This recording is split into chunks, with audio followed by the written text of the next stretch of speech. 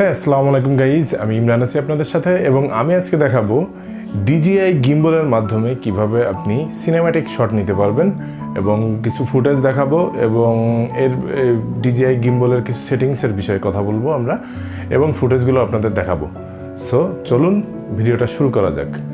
আর একটা কথা বলে রাখা ভালো, যদি আপনি আমার চ্যানেলে নতুন হয়ে থাকেন তবে অবশ্যই আমার চ্যানেলটিতে একটি সাবস্ক্রাইব করবেন এবং লাইক দিবেন এবং আপনার মূল্যবান মতামতটি কমেন্ট বক্সে জানাবেন।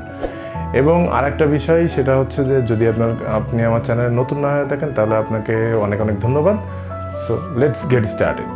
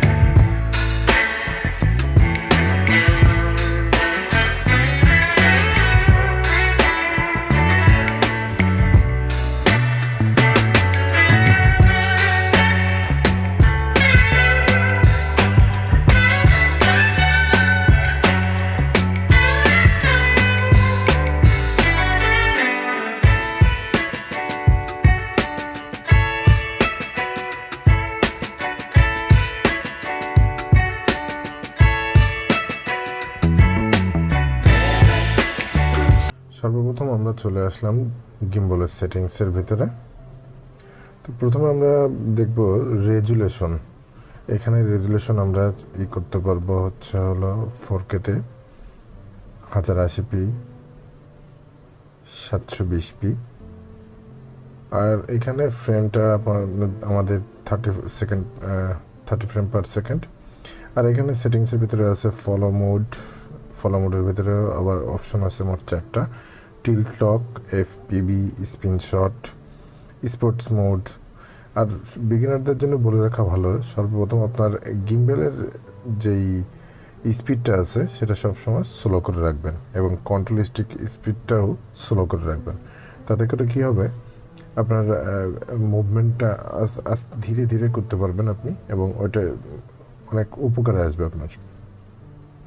তো তারপরে যে অপশন আছে control stick speed, control direction, free, invert control, আর নিচে ক্যালিব্রেটের অপশন আছে যেটার মাধ্যমে আপনি ক্যালিব্রেট করতে পারেন। তো দেখুন আমি আমার গিম্বেল হাতে আমি ক্যামেরাটাকে স্ক্রিনশট নেওয়ার চেষ্টা করছি without pressing the joystick button.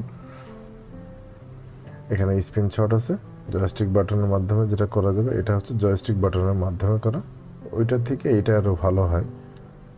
তো দেখুন স্ক্রিনশটটা কেমন আসতেছে। তো আমার অটো রোটেশনটা অন করা আছে, যার কারণে আর কি বারবার হরিজন্টাল এবং ভার্টিক্যালি মুভ করতেছে।